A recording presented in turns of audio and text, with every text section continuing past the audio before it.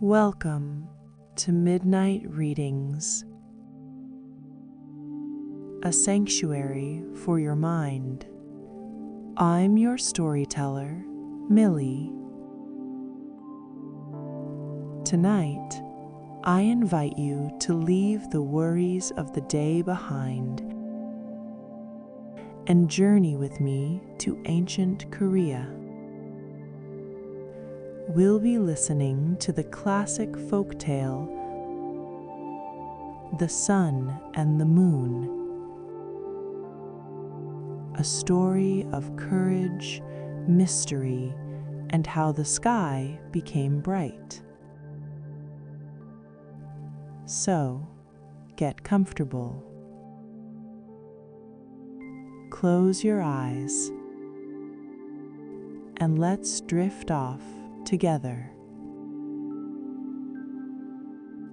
Before we begin, find a comfortable position. Gently close your eyes. Now, take a slow, deep breath in through your nose, holding it for a moment, and slowly exhale through your mouth. One more time. Breathe in and breathe out. Let go of any tension from the day and let yourself sink deeper into the mattress. Long ago, before the world was loud, in the deep emerald embrace of the Korean mountains, there stood a humble cottage. Imagine walls made of red earth, breathing with the forest, and a roof of golden straw, rustling softly in the wind. Inside this home, there was a special kind of warmth.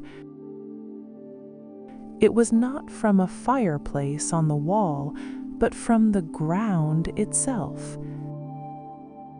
This is the magic of ondol, Korea's ancient way of heating.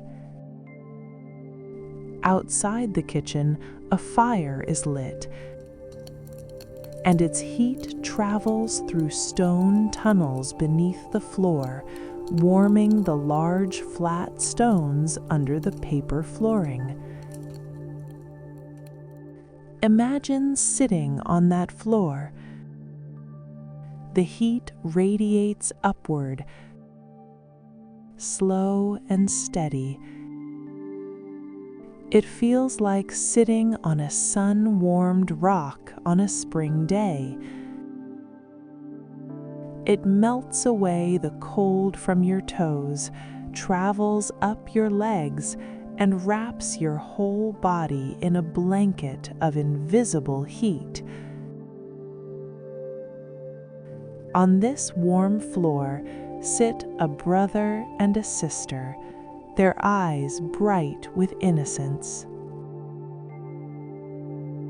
One crisp autumn morning, the mother prepared for a long journey to the village market. She packed a large bamboo basket. Inside were freshly made rice cakes. These were not ordinary cakes. They were made from sticky rice, pounded thousands of times until they became soft and incredibly chewy.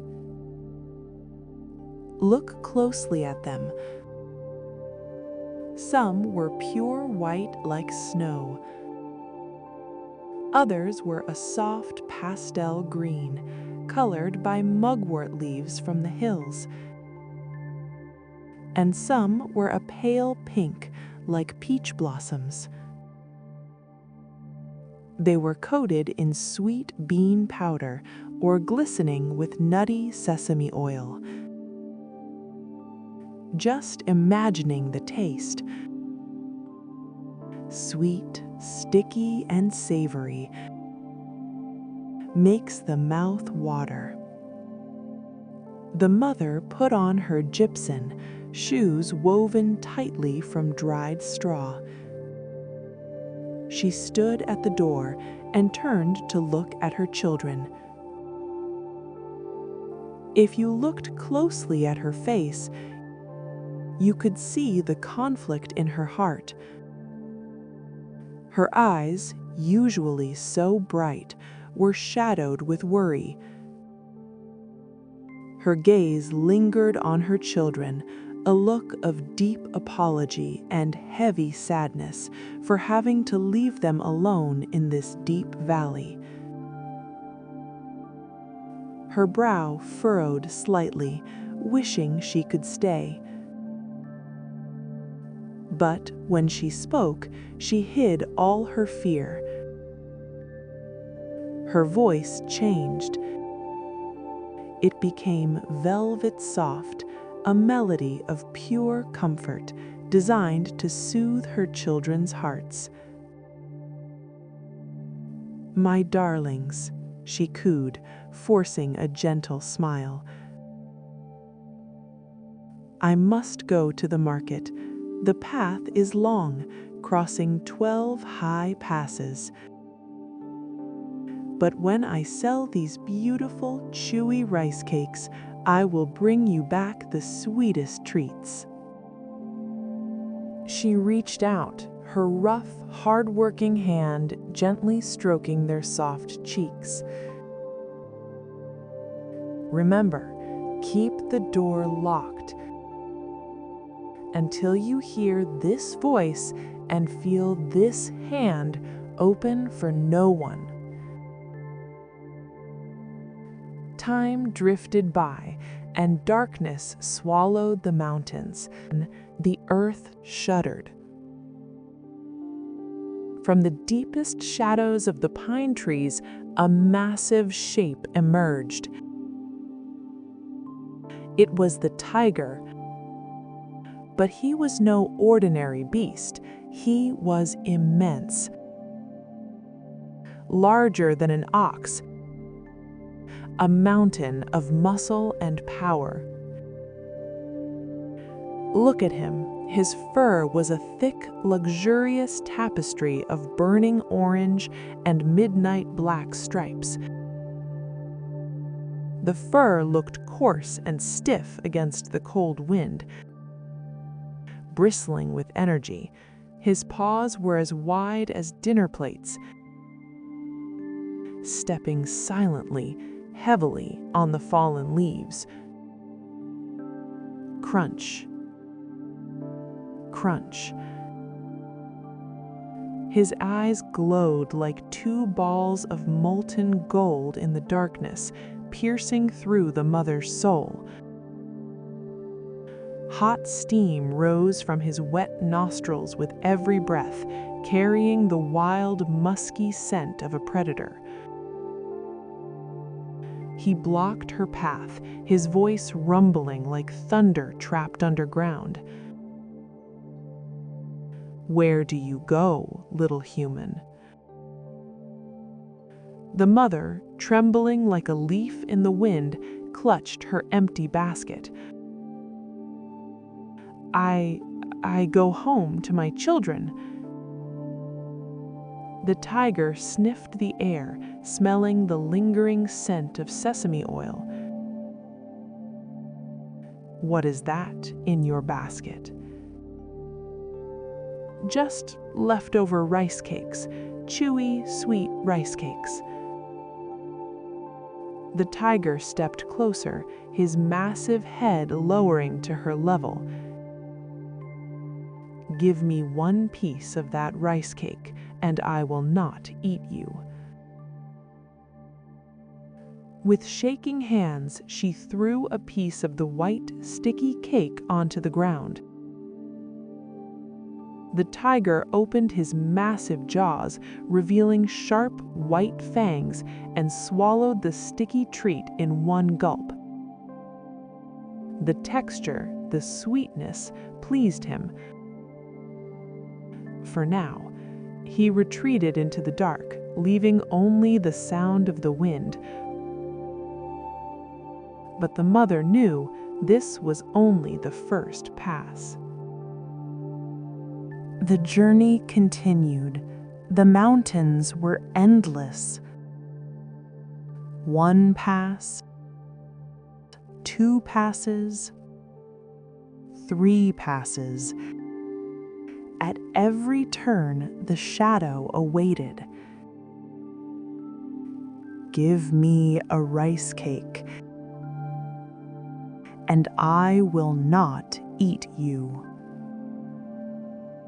The mother gave one, then another. Her hands trembled more with each encounter. The basket, once heavy with the smell of sesame oil and mother's love, grew lighter and lighter. The white, chewy cakes, meant for her hungry children, disappeared into the beast's dark hunger. Finally, she reached the 12th pass. It was the highest and coldest peak. The wind here didn't just blow, it mourned. Whoosh, whoosh. The tiger appeared one last time. Give me a rice cake. The mother looked into her basket. It was empty. Not a single crumb of white flour, not a drop of sweet oil remained. She looked at the tiger with tears in her eyes. I have nothing left. Please, let me go to my children. The tiger did not move. His silence was colder than the winter wind. If you have no cakes, he growled low, then what do you have? The mother thought of her children waiting in the warm room. She realized she would not be the one to open that door tonight. She closed her eyes, sending a silent prayer to the moon to protect her babies. And then the darkness of the mountain swallowed her whole. The wind cried out, shaking the pine needles. The mother was gone. Her love remained, but her presence faded into the starlight. Left behind on the cold ground were her clothes, her yellow skirt, the long, billowing skirt meant to keep her warm, her soft purple jacket, the short jacket soaked in the scent of home, and the white scarf she wore around her head. The tiger, cunning and wicked, looked at these garments. He wanted more than just a meal. He wanted the tender children in the cottage. Slowly, with a rustling sound, swish, swish, the beast began to squeeze his massive furry body into the mother's clothes. He tied the ribbon of the jacket. He wrapped the skirt around his thick, striped legs. He covered his ears with the headscarf. In the shadows, to a tired eye, he now looked like a grandmother or a weary mother returning home. but underneath the fabric, the heart of a beast still beat. Thump, thump. Now disguised, carrying the empty basket, he began to walk down the hill, towards the small light flickering in the distance, towards the waiting children. Darkness had fully settled over the mountain cottage. The wind howled softly, shaking the paper windows. Rattle, rattle. Inside, the brother and sister huddled together on the warm floor, waiting. Their eyes were heavy with sleep, but they forced them open. Then a shadow fell over the translucent paper door. It was a large shadow, too large. It blocked out the starlight entirely. A voice called out from the darkness. "My darlings, Mother is home. Open the door." The voice was strange. It tried to be soft, like velvet, but underneath there was a roughness, like gravel grinding together. The astute brother frowned. "Your voice sounds different, Mother. It is hoarse and deep." The tiger, clearing his throat, "Ahem, ahem," replied quickly, "Oh, the cold wind, it has chilled my throat. That is why I sound like this. Now hurry, open the door. I have hot, delicious food." The sister, eager to see her mother, reached for the door latch. But the brother stopped her. "Wait. Show us your hand through the hole in the door." Outside, the tiger looked at his paws. They were black, hairy, and terrifying. But he was cunning. He found a sack of white flour in the kitchen shed.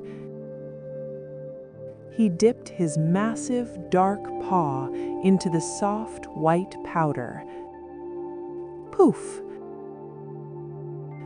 The white dust coated his fur, making it look pale, like human skin in the moonlight. He thrust his paw through the small hole in the paper door. The children touched it. It was white, yes, but it did not feel like their mother's hand. Their mother's hand was rough from work, but warm and tender. This hand was cold, hard, and underneath the white dust, they could feel the sharp, hidden claws. The brother's heart began to beat fast.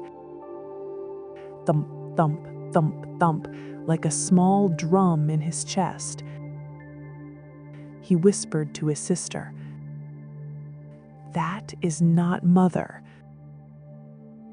Sensing danger, the children quietly, ever so quietly, opened the back door. They slipped out into the cold night air. The ground was freezing under their socks. They ran to the backyard where an ancient pine tree stood guarding the well. Its bark was rough, craggy, and covered in patches of soft moss. Desperately, they climbed up. Their small hands gripped the sticky pine resin, pulling themselves higher and higher until they were hidden among the thick green needles. Moments later, the tiger burst out of the house. He looked around, his yellow eyes glowing like searchlights. He spotted their reflection in the water of the well below. "Ah, there you are." He looked up and saw them clinging to the high branch. He grinned, revealing his sharp teeth.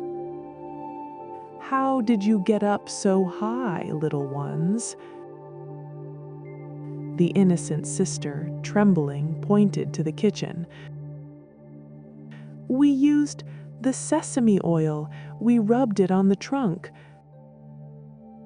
The tiger ran to the kitchen, found the bottle of golden, slippery sesame oil, and smeared it all over the tree trunk. He tried to climb, but his paws slipped. Slide, slide. He slid down the oily bark, tumbling onto his backside with a heavy thud. It was a foolish sight, but his anger only grew. The brother, seeing the tiger find an axe to chop footsteps into the tree, looked up at the night sky. The sky was deep, endless, and filled with a million watching stars. He closed his eyes and prayed with a pure heart. "Oh God, if you wish to save us, please send down a strong rope. But if you wish to let us die, send down a rotten rope." The wind stopped. The world held its breath. Then, from the center of the dark clouds, something descended. It was a rope, but not an ordinary rope. It was woven from golden silk, glowing with a soft, ethereal light. It looked strong, warm, and inviting. The children grabbed the rope. It felt sturdy in their hands. Slowly, magically, the rope began to lift them up. They floated, weightless, away from the scary tiger, away from the cold mountain, rising higher and higher into the peaceful embrace of the sky. The tiger, seeing them escape, cried out to the god for a rope too. Another rope came down.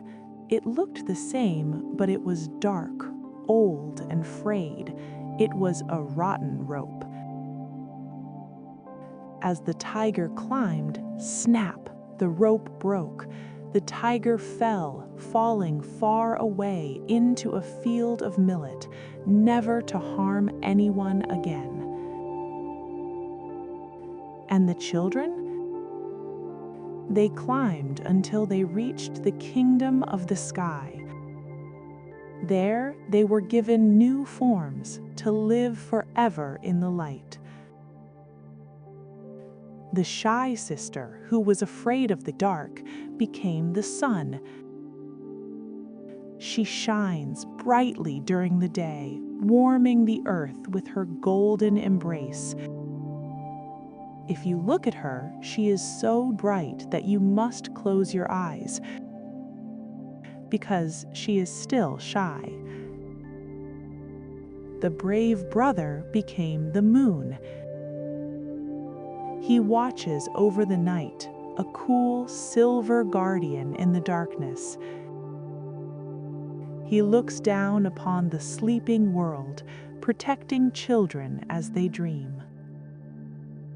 So tonight, if you look out your window, you might see the silver moon watching over you. And tomorrow, the golden sun will wake you with a warm kiss. The tiger is gone, the darkness is safe. The sky is bright with their story. Now, let the image of that peaceful night sky fill your mind. Let your breathing match the slow rhythm of the moonrise.